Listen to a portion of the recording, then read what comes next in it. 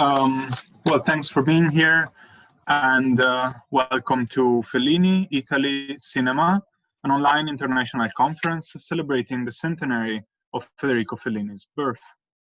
My name is Marco Malvestio. I am Marie Sklodowska-Curie postdoctoral fellow at the University of Padua and at the University of North Carolina at Chapel Hill, and I will chair today's event. The next session and last session is tomorrow, Saturday, October 17. Before we begin, I wish to acknowledge this land on which the University of Toronto operates. For thousands of years, it has been the traditional land of the Huron-Wendat, the Seneca, and most recently, the Mississaugas of the Credit River. Today, this meeting place is still the home of many indigenous people from across Turtle Island, and we are grateful to have the opportunity to work on this land. I also wish to thank our general sponsors, the Goggio Chair in Italian Studies, the Cinema Studies Institute, the Department of Italian Studies, and the Istituto Italiano di Cultura in Toronto. I'm also grateful to our extraordinary social media team, Mohamed Diamali and Giovanna Lisena, and to our Zoom master, Alessio Aletta. Our department is very fortunate that you have decided to pursue your PhDs at the University of Toronto. This conference was organized by myself, Jessica Leonora Whitehead, Alberto Zambenedetti, and Luca Sumigli.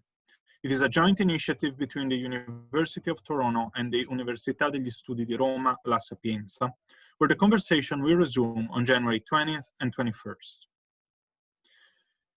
Now, before I introduce today's distinguished keynote speaker, I would like to ask Andrew Monti to say a few words in memory of Ottavio Cirio Zanetti, a young photographer, filmmaker, and scholar who sadly passed away earlier this year. So, Andrew, if you want to go ahead.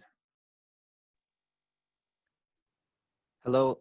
Thank you for having us, and thank you for the kind introduction. I will just share with you now just a slide.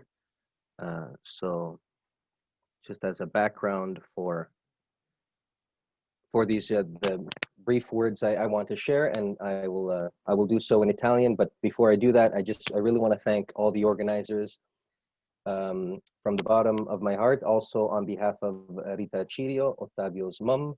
Thank you to Dr. Zambenedetti, Dottoressa Whitehead, Dr. Malvestio, Alessio Aletta, and the whole team. Thank you so much for your support. It was really fantastic to be able to count on your kind help and accommodations. So I appreciate that. Thank you.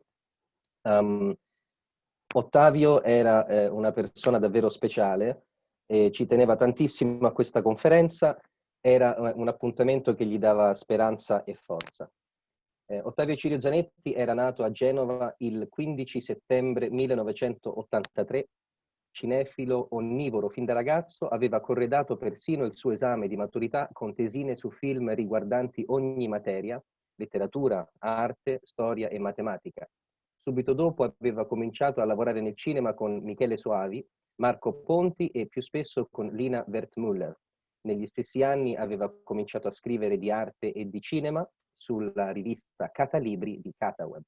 A 19 anni aveva realizzato il suo primo documentario su Emanuele Luzzati, il grande scenografo di teatro e di opera che qualche anno dopo disegnerà per Ottavio i titoli di coda di Il miele del Luxembourg, cortometraggio di 22 minuti, thriller prustiano un po' autobiografico, girato nella Parigi di oggi, di ieri e dei Tre Moschettieri, con un cameo di Umberto Eco nella parte di se stesso. Selezionato al Festival di Annecy, dove Ottavio era il regista più giovane, e unico film italiano selezionato per la rassegna del FICEP, cioè il Forum degli Istituti di Cultura Stranieri a Parigi. Prima di realizzare documentari per la RAI, Ottavio aveva scritto e girato nel 2007 Sipario, un mediometraggio in cui si intrecciano 4 storie di ordinari litigi nel backstage e sulla scena di altrettanti teatri, con la partecipazione straordinaria di Valentina Cortese, Adriana Asti, Francesca Benedetti e Luca Ronconi in veste di attore. Musiche di Nicola Piovani. Nel 2009 il Festival Internazionale del Cinema d'Arte di Bergamo assegna a Sipario 2 premi, a Valentina Cortese come attrice e a Ottavio per la regia. Come fotografo nel 2015 Ottavio era stato invitato a lavorare con l'equipe del Museo dell'Ermitage di San Pietroburgo. Da più di 7 anni teneva una sua rubrica di critica cinematografica sulla testata online In Più all'Università di Roma 3, dove fino all'ultimo è stato cultore della materia. Aveva conseguito 2 lauree, una su Hitchcock, il regista che sapeva troppo sui rapporti tra cinema e arte, e 3 passi nel genio sul cinema di Fellini tra fumetto, circo, teatro di rivista e varietà, che ha vinto il premio Filippo Sacchi con menzione speciale per la sua originalità, e da cui Ottavio ha poi elaborato il libro 3 passi nel genio, arricchito di lunghe interviste con i collaboratori di Fellini, da Nicola Piovani a Milo Manara, da Lina Wertmüller a Paolo Villaggio, da Claudia Cardinale a Dante Ferretti, tra gli altri. Tutti incontri che Ottavio aveva filmato per ricavarne un documentario su Fellini a cui stava lavorando, chemioterapia permettendo. Così come il suo computer è ancora pieno di materiale di ricerca per quello che doveva essere il suo secondo libro su Fellini, l'urbanistica di Fellini, e questo suo ultimo progetto di ricerca verrà letto oggi a breve. Quindi ringraziandovi tutti anticipatamente. Thank you very much, Andrew. Thanks. Thanks a lot. And yes, as Andrew said, today's schedule will also include Ottavio's paper for today's conference, which he wrote before passing away. Now, let me introduce today's keynote speaker and the third keynote speaker in our conference, who's Veronica Pravadelli. Veronica Pravadelli is a professor of film studies and director of the Center for American Studies at Roma Tre University, and a former visiting professor at Brown University. She's the author of several books, including Performance, Rewriting Identity, Chantal Akerman's Postmodern Cinema, Alfred Hitchcock Notorious, and Le Donne del Cinema, Dive, Registe, Spettatrici. The Italian edition of Classic Hollywood won 2 prizes for Best Book in Film Studies. And Veronica's paper today is titled Fellini, Italian Modernity and Popular Culture. Veronica.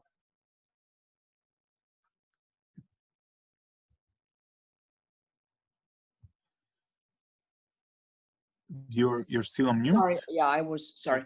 Okay. Yeah, I'm on now. I wanted to thank, first of all, Alberto Zambenedetti for the invitation. I was very happy to accept it. And of course, I was really hoping to also now come to Toronto and see the university and everything else, but we are here. And let me also thank the other organizers, but you know, my contact was Alberto, so I first of all wanted to say thanks to him. And let me, okay, I've changed, let me go with my paper. I've changed the title to Fellini, Theorist of Culture. I haven't changed the paper, I've just changed the title.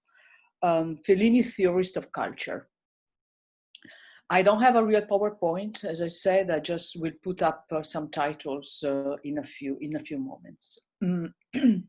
Fellini's cinema is grounded in the idea that spectacle, visual entertainment, and popular culture at large are essential to the development of subjectivity.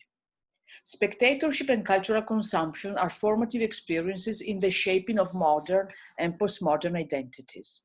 For Fellini, each visual medium and cultural form, theater, circus, advertising, the fotoromanzo, cinema, television, engage vision, pleasure, and knowledge in their specific ways. Fellini's discourse is developed in particular by interlocking 2 major scenarios, Italian modernity and contemporary debates on popular and mass culture. In terms of Italian modernization, Fellini's films stress the dichotomy between urban and small-town rural lifestyles. At the same time, his work so consistently addresses the status of popular and mass art, Fellini can be considered a protagonist in the contemporaneous debate on culture occurring in both Europe and the US, therefore my title. The mise-en-scène of spectacle and popular culture goes through several modes. Fellini is torn between the desire to keep spectacle as an element of the diegesis, a fact to be represented. Most of his films are about artists putting up a show, and the idea that spectacle is not a show separated from reality, but a basic feature of reality itself. In other words, there is a tension between spectacle as performance and reality turned into spectacle. Such a duality operates on a couple of levels. Fellini manifests a fondness for older popular arts, such as variety theater and the circus, but he also develops a sophisticated discourse on contemporary mass culture, especially cinema, the fotoromanzo, television, and advertising. At the same time, the tension between spectacle and the spectacular involves a discourse on subjectivity and agency, including issues relating to gender. Fellini reveals how different cultural forms participate in these processes, elaborating in effect a theoretical project that contributes to contemporary debates on popular art, mass culture, and the new status of the image. Now I'll go to an analysis of variety lights. When Fellini starts his career as director, the cultural debate in Italy is still dominated by Croce's idealism and aesthetic theory. Since the publication of his Estetica in 1902, Croce's thought has continued to influence Italian intellectuals, artists, and literary men. In particular, his notion of art as intuition and intuition as form, cornerstones of Croce's definition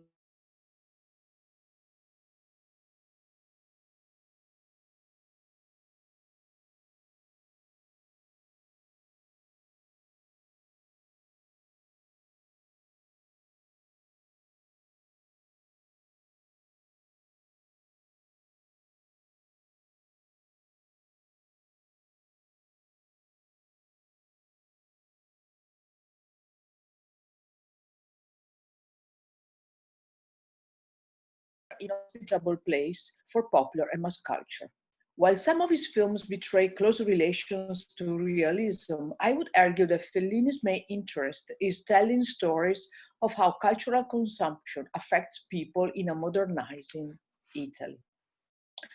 Starting with the publication, let me go, okay.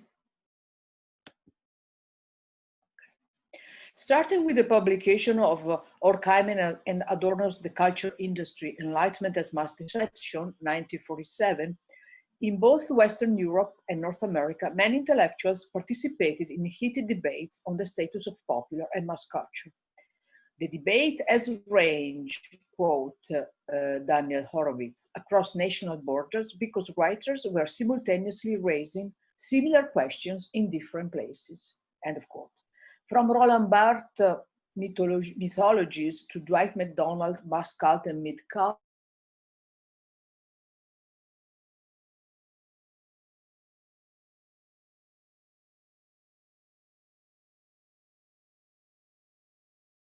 art in relation to other forms of cultural production.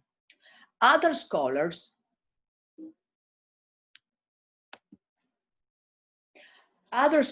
engaged specifically with the status of the image and of spectacle.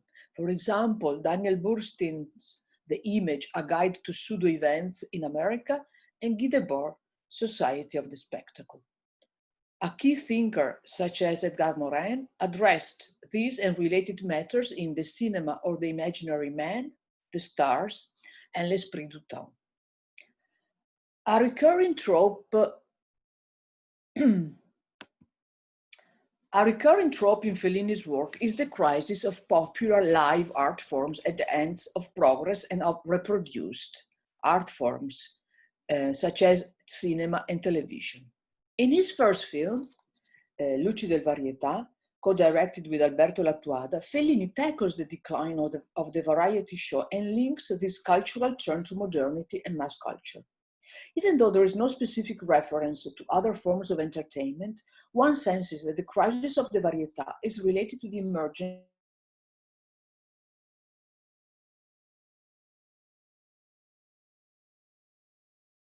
with what Stuart Hall and Paddy Wannells said a few years later in the popular arts, where they propose, quote, a distinction between popular and mass, which replaced the binary high-low with a tripartite division of high, popular, mass, end of quote. Hall and Wannell privilege popular over mass art. They propose value judgments such as authentic versus meretricious. But the book, as Richard Dyer has argued, is also a new left project offering, quote, a sense of social urgency about popular culture. The idea that popular culture matters to the underprivileged and that taking it seriously serves deeply felt needs, end of quote. Fellini's attitude toward popular culture is not too far from Hall and Wannell's and shares a similar dual nature. Most of his films are about shows and spectacles, and one gathers that popular and mass culture are essential to people's lives. They shape people's imaginaries, their desires, fears, and identities. Implicitly or explicitly, Fellini's narratives also foster value judgments, often juxtaposing different art forms. Yet, while Hall and Wannell contrast popular and mass culture in terms of the opposition authentic-inauthentic, and consider mass culture a corrupt form of the popular, Fellini doesn't settle the question once and for all. At first sight, he also seems to value popular culture over mass culture, but a closer look reveals that his perspective may vary from film to film. For Fellini, no form or medium has an ontological essence. The convergence between Hall, Wannell, and Fellini on the popular is crucial in relation to the function they assign to the music hall and the variety show. In Hall and Wannell account, the music hall is a transitional form between earlier folk and later popular art. The Varietà is the Italian version of the British music hall. Stefano De Matteis traces the birth of the variety show in Italy in 1890 to its end in the years 1956-1958. Like Hall and Wannell, he explains the emergence of varietà in relation to modernity, that is, the migration of large sectors of the population to urban areas. This entertainment form is central to Fellini's discourse in Variety Lights. Here, he shows how the new cultural landscape makes it difficult for earlier forms of entertainment to survive. At the same time, he shows the different temporalities of small town and rural life vis-à-vis the modern metropolis. Georg Simmel's comment in 1903 on this is still very pertinent. Even though the class discourse of Variety Lights is not too far from that of neorealism, the film's imaginary is reminiscent of Hollywood, in particular early sound cinema between the end of the 20s and the early 30s. Liliana, the young, beautiful, and relatively talented dancer who is able to use Keiko and his shabby traveling troupe as stepping stones to joining a big-time revue, recalls Hollywood's focus on young, self-assertive, and sexy women coming to the big city in search of success in Broadway. What changes in Fellini and Latuada is the representation of show business and the story's point of view. The film never sentimentalizes show business, especially in its provincial manifestations. We also gather that important things happen somewhere else, specifically in Milan. We see this at the end. Small towns and big cities live two different temporalities. In contrast to Hollywood films about modern new, they choose the losers rather than the winners, those left behind by modernity. While Liliana's story is not the film's main focus, a contemporary viewer cannot but notice how modern she is. By adopting Keiko's perspective, the film seems to display a certain distance towards modernity and the female character. And yet, there is no real sympathy for the male protagonist, nor nostalgia for the past. In other words, while the film does not embrace fully the promises of modernity, it doesn't mourn the decline of older cultural forms either. Perhaps the film's refusal to position vis-à-vis its material is related to Fellini and Latuada's different visions on modernity. What is important is that Fellini will fill up the distance toward modern culture and femininity in his first solo, The White Sheikh. The White Sheikh, as you know, focuses on the fotoromanzo, a fundamental product of Italian mass culture in its nascent phase. In The White Sheik, Fellini remaps the relations among modernity, popular culture, and femininity in a radical way. The film embraces the woman's point of view, that of the young and innocent newlywed Wanda, an avid reader of fotoromanzi who comes to Rome with her husband Ivan for their honeymoon, but sneaks off in search of her idol, the White Sheik, of the eponymous fotoromanzi. Among other things, the film engages with debates on mass culture based on differing emphasis on the relations among author, text, and reader or viewer.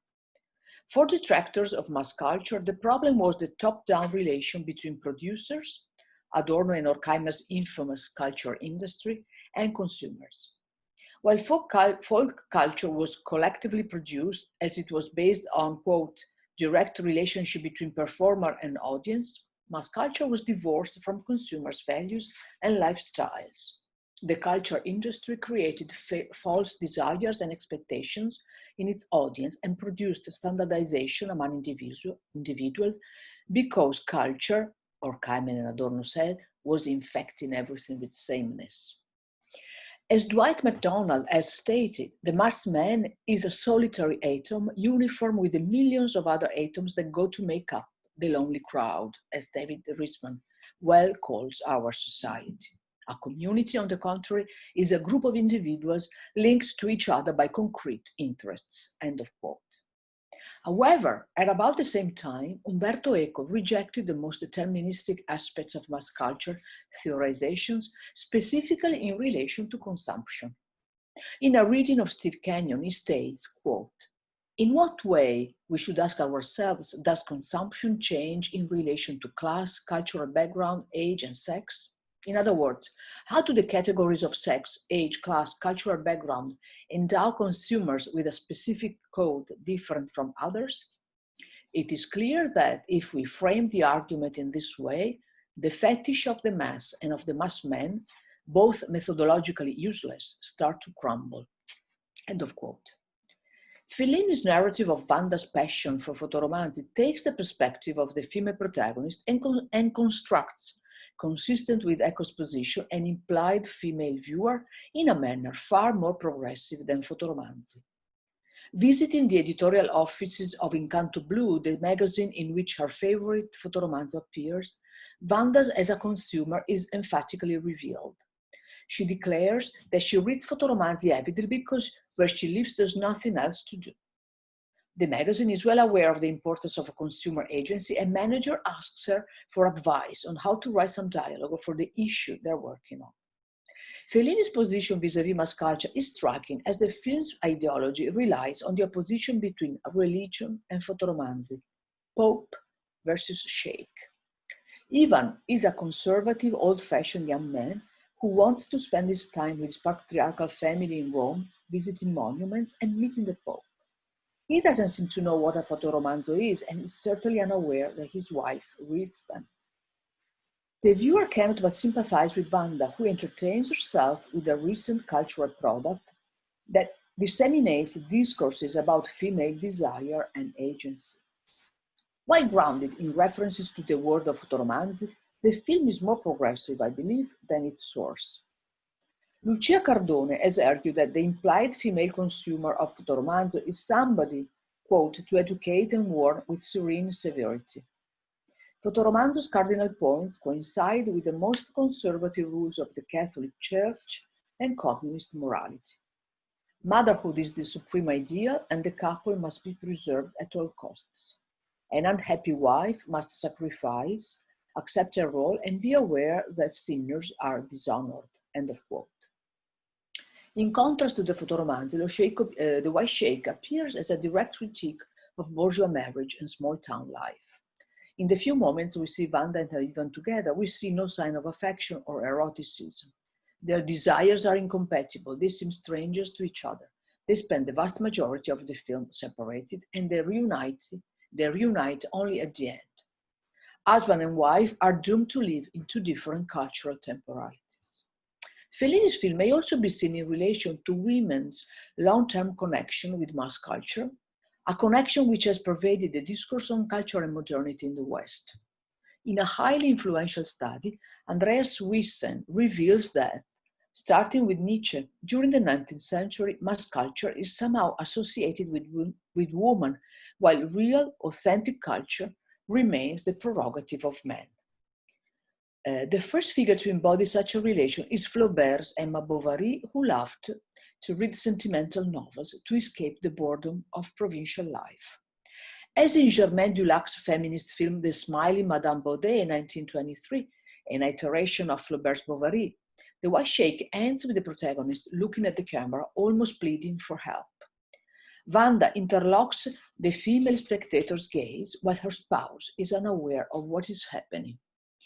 While the diegesis ends with irresolvable contradictions, the look inscribes a complicity among women, spectator and protagonist, that furthers knowledge and awareness about female agency and desire.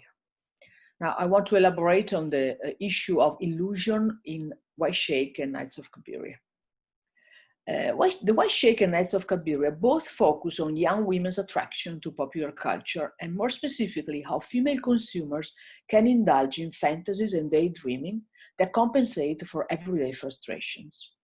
While the role of cinema is central, Fellini shows that illusion is a pervasive feature of popular culture at large. The illusory power of popular culture and of the image problematizes the real as well as the subject's relation to both. Fellini accentuates the problem through a mise-en-scène of looking, showing how human perception has been shaped by technological reproducibility to the extent that the dichotomy between reality and image has become tenuous. In both films, at a specific moment, the protagonist has difficulty believing what she sees. Wanda, when the White Shake magically appears on a swing hung unrealistically high among the trees, and Cabiria, when the movie idol Amedeo Nazzari unexpectedly appears on the street in front of her. The scenes are similar in both form and content. In both films, the meeting will develop into a short relationship. If Wanda's illusions are the product of reading fotoromanzi, Cabiria constantly falls prey to fantasy and is easily deceived by images and men. What is Fellini's take on illusion? Fellini's narratives of illusion and fantasy are symptomatic of how far he is from certain prescriptive attitudes towards neorealism. In different but complementary ways, Marxist ideas around neorealism and orthodox film theory, especially apparatus theory and ideological approaches coming from Baudry, have taught us to renounce cinema's illusory quality and pleasure in favor of reality or conscious and deconstructive viewing processes. We can read Fellini in dialogue with Edgar Morin, especially his book, The Cinema or the Imaginary Man. Morin has never really entered the pantheon of film theorists precisely because his position on cinema and popular culture was antithetical to Althusserian Marxist thought, which inspired French and Anglo-American 70s and 80s film theory. Morin argues that there is a structural link between cinema and illusion. Cinema is an imaginary spectacle, quote, in which the illusion of reality is inseparable from the awareness that it is really an illusion, without, however, this awareness killing the feeling of reality, end of quote. Morin's idea that in cinema there is not only a distinction, but also a confusion and complementarity between real and imaginary, and that illusion has a productive and positive effect on spectators, is highly suggestive for a discussion of White Shake and Nights of Cabiria. Both films end with the main characters looking at the camera. As in The Meeting with the Star, Cabiria's final look is a repetition of Wanda's. Both characters seem to ask the viewer to participate to their quandaries, to give some advice on what to do.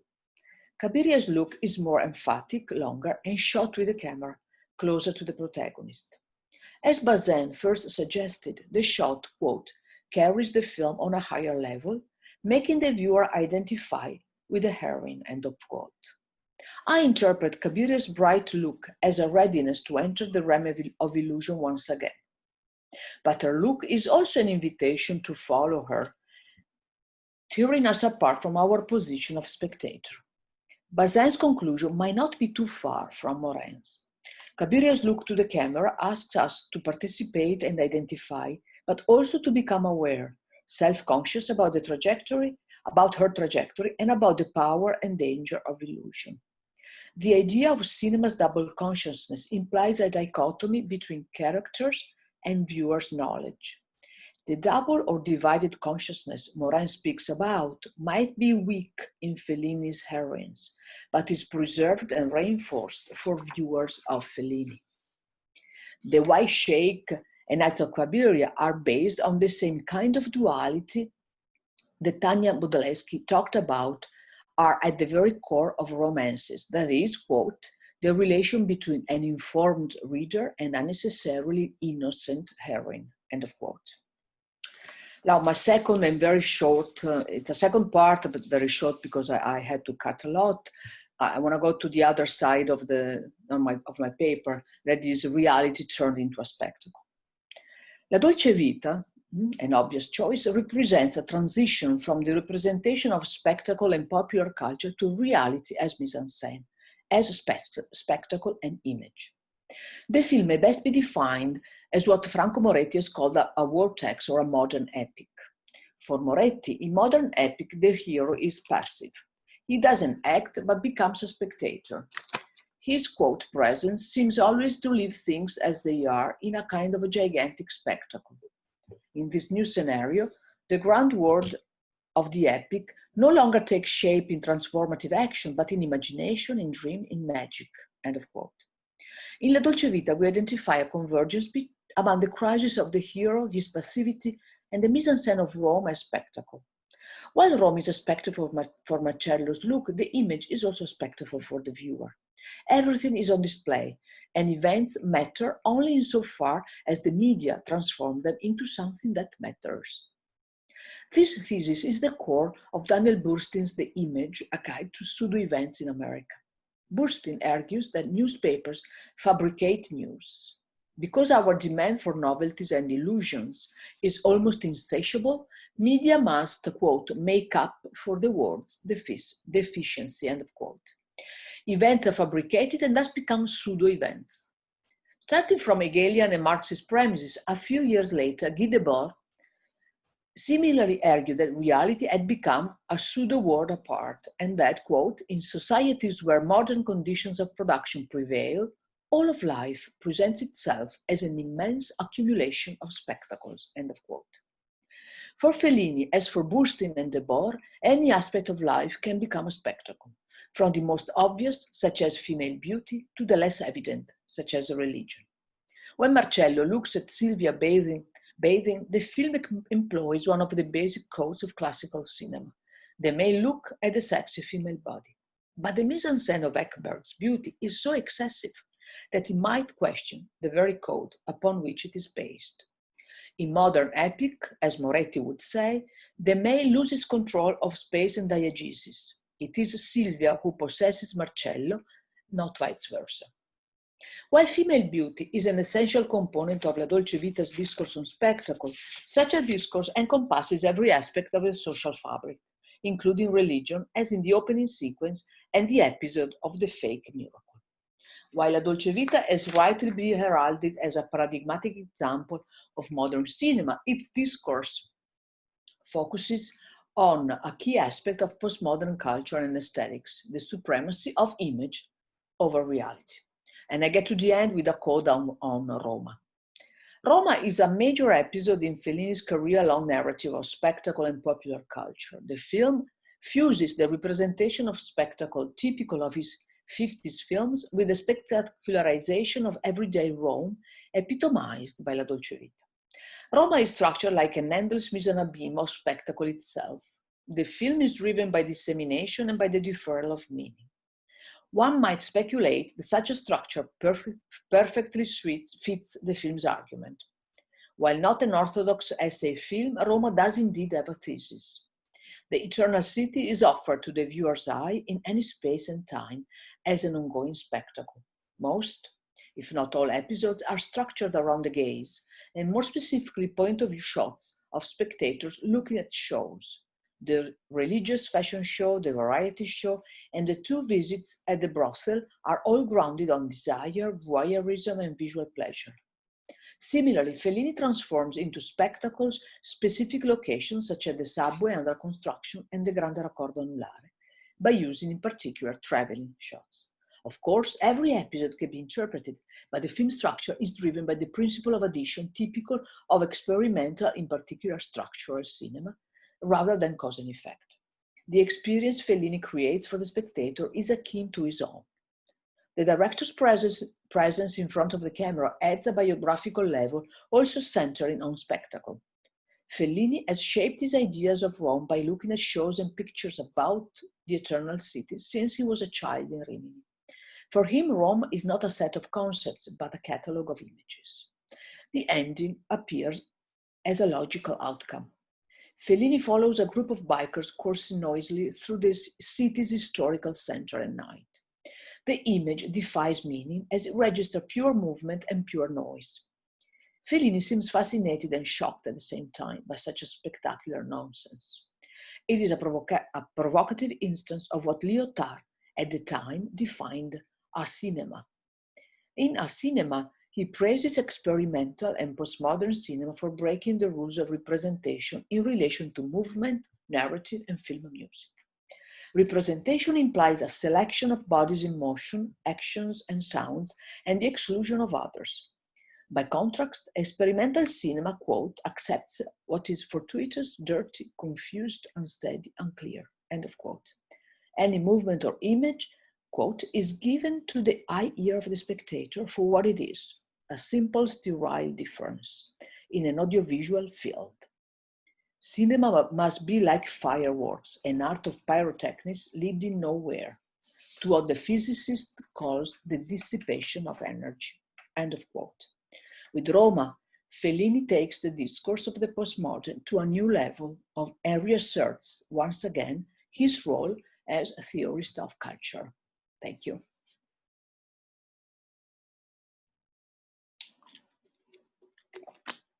Veronica, thank you so much. It's been a really, well, thank you so much for the perfect timing to start. But also thanks, it's been a really insightful paper. And I'm sure there will be lots of questions. As usual, if you know the participants to the conference want to ask a question to our keynote speaker, they could just ask they can just say so in the common chat. But just to start, I was wondering if you could be, because when you discuss, you know, and I'm quoting, the tension between spectacle as performance and reality turning into spectacle, the first thing that comes to my mind in Fellini's production is his kind of polemic, controversial relationship with television, with private television, especially later in his life. So I was wondering if you would like to comment on that, maybe in regard to Ginger Fred. Sure. If you feel, think it's appropriate, of course. Of course. I mean, of course, I had thought about it. I mean, I could, you know, as you saw, I mean, this was a longer paper, and I preferred to focus on the 50s and be shorter in the second part, maybe because I got so interested. Actually, I would like to work more on the 50s, so I didn't get to talk about, I prefer to focus in detail on a few than just, because it's a topic that, you know, you could, of course, explore on all of Fellini's films. But Ginger Fred, of course, is a perfect example, and actually it gives me also a way of showing what I said, that for Fellini, no medium has an ontological essence, because I want to answer your question by talking about Ginger Fred and compare, for example, to the way that television is treated in Prova d'Orchestra, okay? Because it's two very different ways of, like in Ginger Fred, of course, we see, well, Ginger Fred starts with Ginger, who arrives in Termini, you know, she's dressed elegantly. She's an elegant and very nice older woman. And in Termini, she finds this young and vulgar girl from the, you know, the TV producers. You know, she chews her gum and then she's dressed badly. So right away, I mean, in this first, you get the sense of the elegance of the past and the vulgarity of television and the present. And this is reiterated many times because when, you know, the protagonists of the show arrive at the hotel, you see the receptionist is watching a soccer game on TV, doesn't even look at them. So you have all this sense of really la volgarità. A lot of people are, what is the best word translation for cialtrone? Perché cialtrone is really the word that you have to use here. I found scoundrel, but I don't know if scoundrel ever give the right sense of what I want to say. So television is, on the one hand, is the new medium that allows you to give new life to an older, right, popular form, like the variety, right, Tip Tap and the variety show, because they are going to a show where there are many numbers and theirs is only one of them. So it's the variety show of variety lights, in a way, in its new life on television. But at the same time, television doesn't have any respect for these people, right? And when the light is turned off, there's a problem with the lights. Their number, nobody can see their number. So a wonderful number that nobody can really see. So here, I guess it's one of the films where Fellini is more really harsh, you know, towards television. At the same time, I want to say, as I said in my paper, that it's not that in Variety Lights it doesn't seem to mourn the old way, right? So, you know, there's his comments are kind of, there's always a dialectic, I believe. And that's why I want to mention briefly Prova d'Orchestra, because in Prova d'Orchestra, you have this orchestra, right, that is rehearsing, and Fellini with a small, let's say, TV crew comes to interview these people. And television, maybe because Fellini is there, but I'm not, but you know, but television is represented as something very,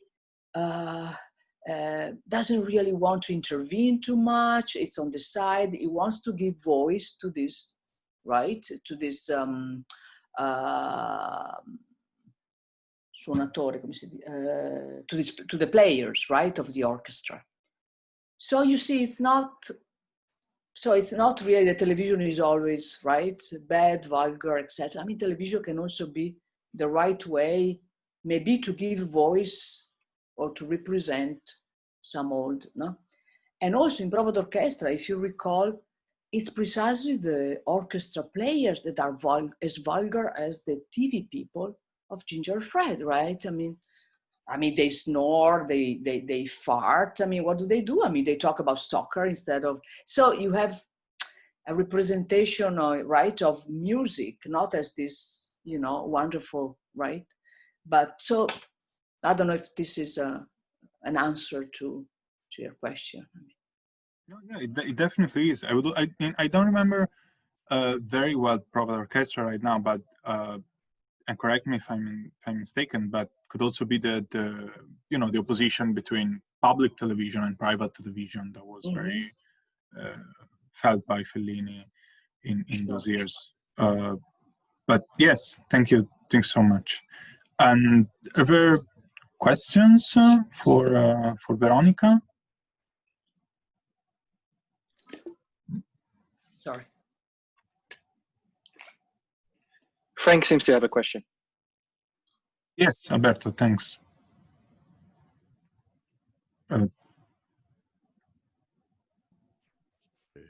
Good. You can hear me? Oh, yes, Frank, yes. Thanks, Veronica. That was wonderful. I really, really enjoyed it. One of the many things I enjoyed is you rescued Fellini from Althusser and gave him back to Edgar Morin, whose book I've always really enjoyed. Because I think the whole Althusserian view of film studies really excludes Fellini from discourse. Yeah. So I really enjoyed what you were doing. I had one just question about the end of the White Sheik. My memory of it is that Wanda doesn't actually look at us. She looks screen right in the direction of what will become the angel in the final scene. Kind of, yeah. And then she yeah. closes her eyes. So it's in direct contrast to Kabiri, her eyes are closed at the end of the White Sheik. So I don't know that parallel works. Yeah, I mean, it's a little bit on the right, yeah, but at the same time, it's far from, and it's anyway toward, for me, it's toward the camera and toward the spectator anyway. I mean, this idea, I mean, when I was, I was rewatching The Smiling Madame Baudet, and it's really wonderful because it's a similar, Smiling Madame Baudet is the same thing. She almost kills her husband by accident, and then he hugs her. I mean, she hates him, but he hugs her, and she looks towards the guy. Kind of very similar, actually. It's interesting to compare because she also was reading magazines, to get out of the boredom of her life. So it's very. So I think that also this comparison made me think of interpreting this gaze in this way. But you're right, she looks a little bit on the right, on her right, yeah, on our left, yeah. Posso dire una cosa? Magari. Volevo scrivere in chat che avevo una domanda, ma non riesco. Manuela first and then Daniela then, if that's okay for you. No, è velocissima. Intanto grazie. Poi, come sentirai, in fondo oggi siamo un po' complementari.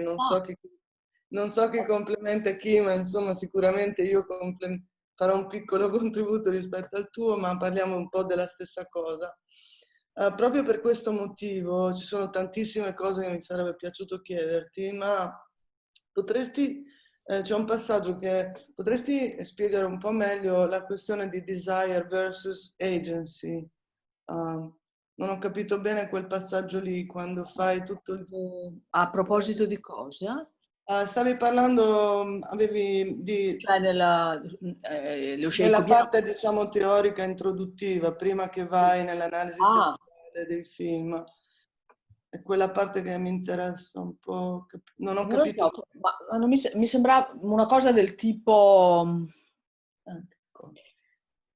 Forse l'idea più generale era che il consumo di cultura popolare è qualcosa che può dare agency al consumo, cioè allo spettatore. Forse era quella l'idea?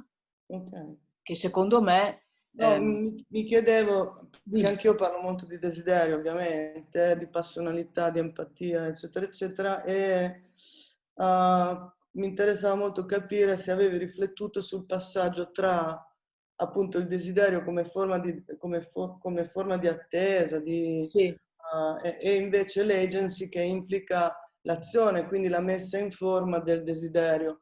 In un certo modo, no? Che per Fellini è centrale, no? Perché non è soltanto... Certo.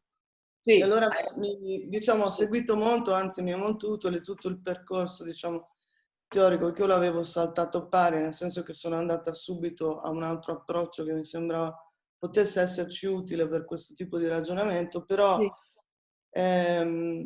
e non avevo per niente pensato alla nozione di agency per un qualche motivo, ma insomma comunque... Sì, guarda, no, ma in realtà quello che dici tu, credo che in realtà tu dici, cioè sintetizzi secondo me l'analisi che io faccio dello sceicco bianco, com'è che romanzi, però dico anche che se arriva una agency, perché c'è anche una presa, tutto sommato una presa di coscienza, anche se...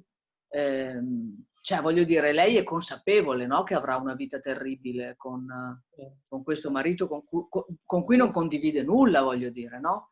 E però quello che mi piaceva era che attraverso questo sguardo, per questo mi era stata utile anche proprio la Germaine Dulac, questo stabilire un contatto tra lo sguardo della protagonista e la spettatrice sostanzialmente mi ricordava appunto, no? Cioè tutti gli studi femministi, no?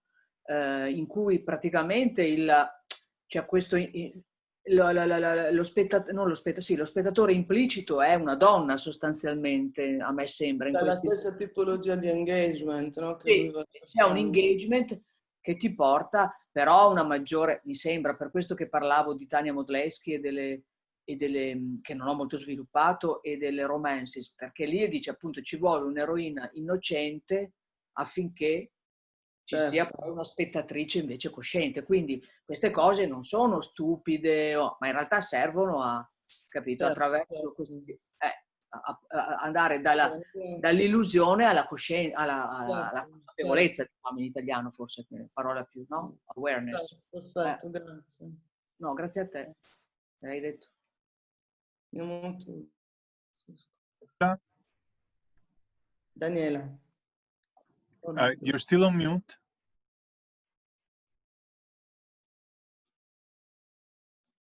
No, Manuela has done it for me. I just want to thank you so much, Veronica. It was very enlightening. I'm not an expert on Fellini, so I'm learning a lot and I'm very grateful. Thank you. Thank you, thank you. Non ti vediamo, Daniela, però. No. I had closed everything. Okay. Oh. So thank you so much. That it was extremely, enlightening. I learned a lot. Okay, thanks.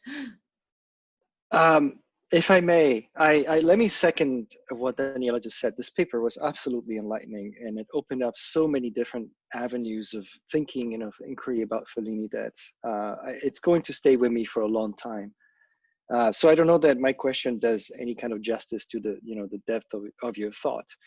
But I was wondering if you have any thoughts about the role of authenticity in terms of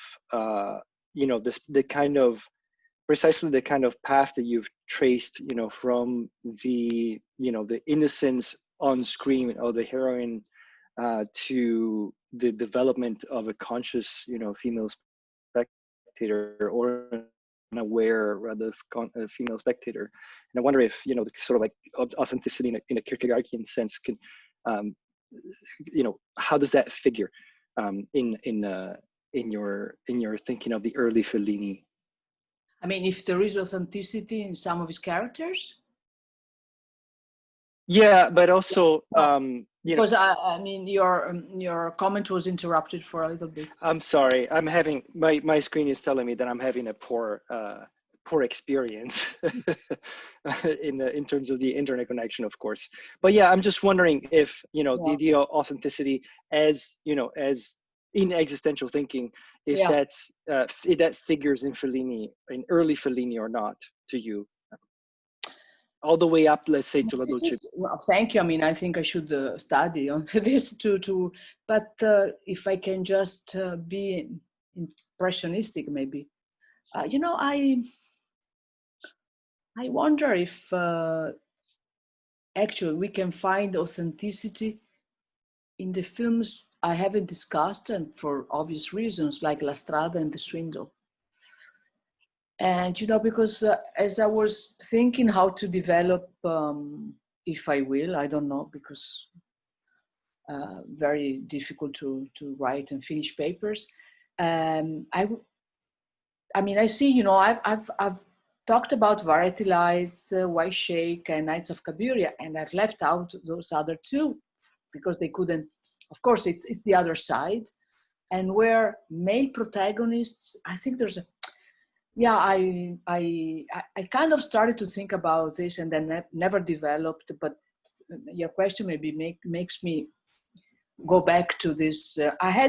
My sense is that, these two films, and by the way, I mean, La Strada, okay, but I'm not a fan of Strada, but Il Bidone, I think it's one. I mean, I'm totally, I really would like to work on that film because I think it's a wonderful film. But these two films that are male, they focus on male characters who are I mean, all of Fellini's characters in this decade are outside of modernity, right?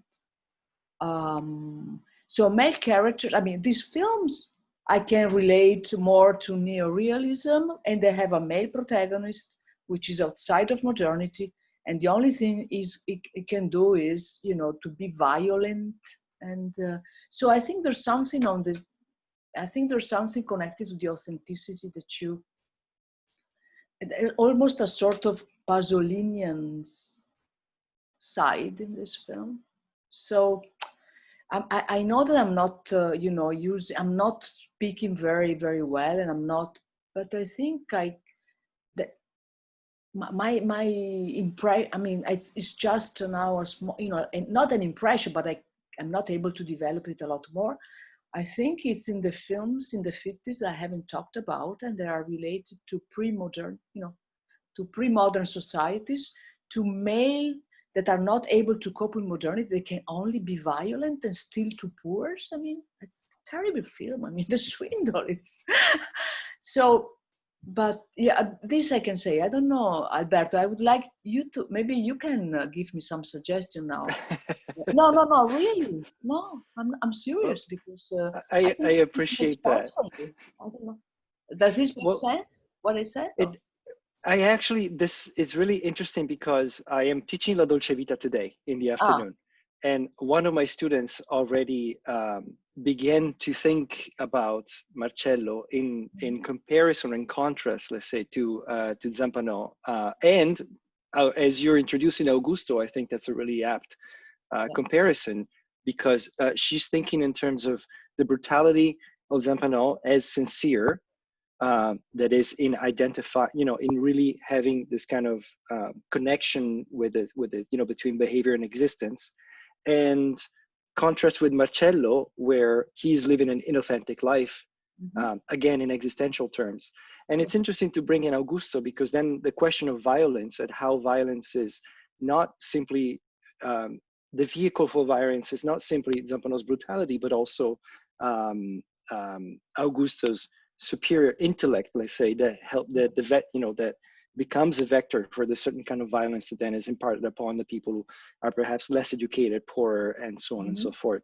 So there is, in that respect, Augusto's brutality is also of a pair with Zampano's.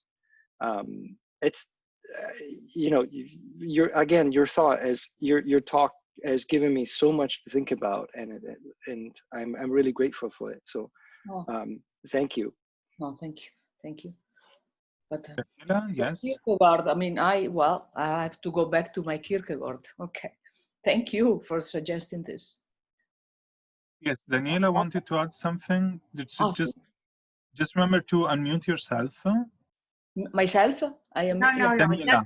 Just 1 second. And again, it's so stimulating, the eye too. I mean, I'm thinking something that might not be very appropriate and might be wrong by something that I want everybody, maybe I will certainly keep thinking about.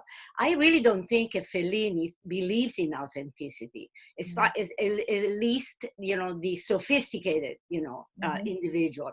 You're right, Alberto. Yes, Zampano is authentic, but, violence is not something that only, authentic people, display. You can also, be sophisticated and use violence for a certain means.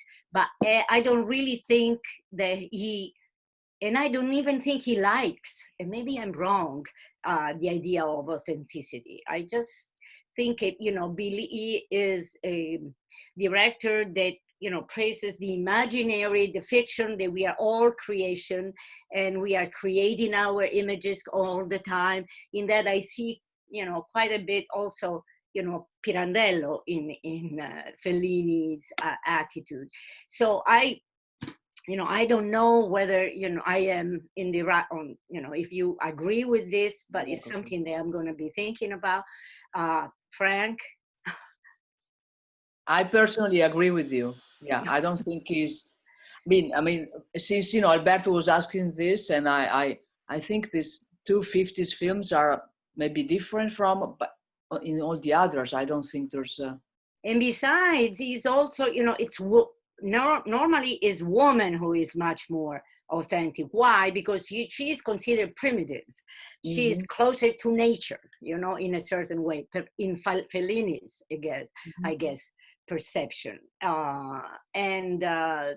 So, yes, I don't think that, you know, he does believe in authenticity in a sort of adult individual. Yes, go ahead. Yeah, if I can add something, in my talk and what I think about him is that, you know, if everything is mediated, you know, how can you believe in authenticity if you break up the opposition, right, fiction, reality? I mean, there's no authenticity. You can, you know, everything is mediated, is a construction. So 50s cinema is a little less, but the ones I've chosen, I mean, I think it's already clear that the image, or that, you know, it kind of creates some, so it's difficult to use the concept of authenticity for Fellini, I guess.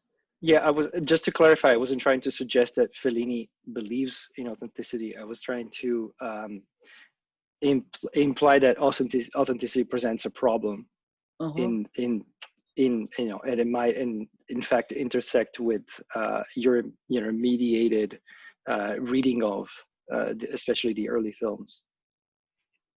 Franca, did you want to add something? Yeah, I think it's interesting, Alberto, that you bring up in the 1950s in relationship to existentialism. I think Fellini starts out attacking fascist illusions, and so the white chic or the kind of illusion making that allowed fascism to flourish to some extent, and so he wants to oppose that with something that's more authentic, in quotes.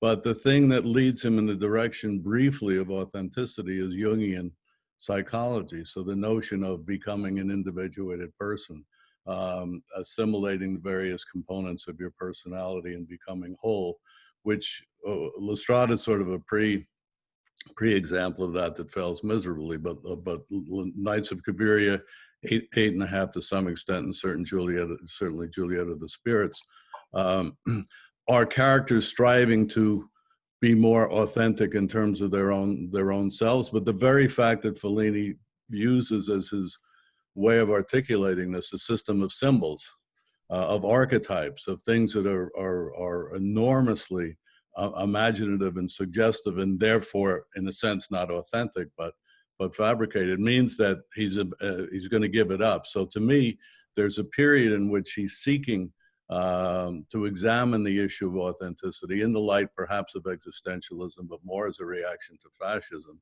But the very way in which he does it means that he's going to continue to remain tied to spectacle, to symbolism, to numinosity, to things that really operate outside the realm of existential authenticity. And then by the time you get to Satyricon, of course, and from then on in the rest of his career, I agree with everyone who said that, you know, authenticity is not a fundamental issue of Fellini. Instead, it's a constant reproduction of symbols and ultimately really of postmodern media in the later films. So I think it's an interesting idea. I think it tempted Fellini for a while. I think his way of trying to address it ended up leading him in the exact opposite direction. So those are just some of my thoughts. But I also think that the same, you know, where you talk about Jung, you're right, Frank, but I remember that, correct me if I'm wrong, that he say he liked Jung also because he say that the things that I create are more real than reality.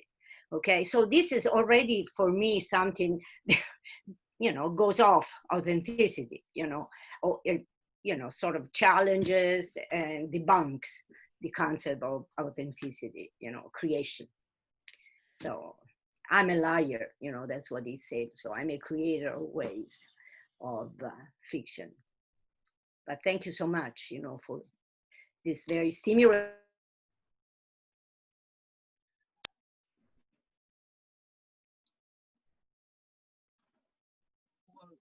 Now, if no one has anything else to add, I would like to thank you all for this very interesting discussion, and thank again Veronica for her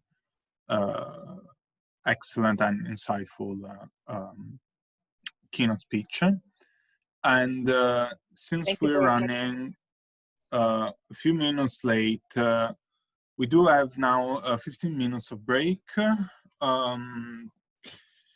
I would say we could meet up again at 4:50 rather than 4:45. And in the meantime, you can have a break or go in the breakout rooms and just chat. Okay. So 8 minutes. Yes, 10:50 for who's in Canada, of course. 50. Okay. Okay.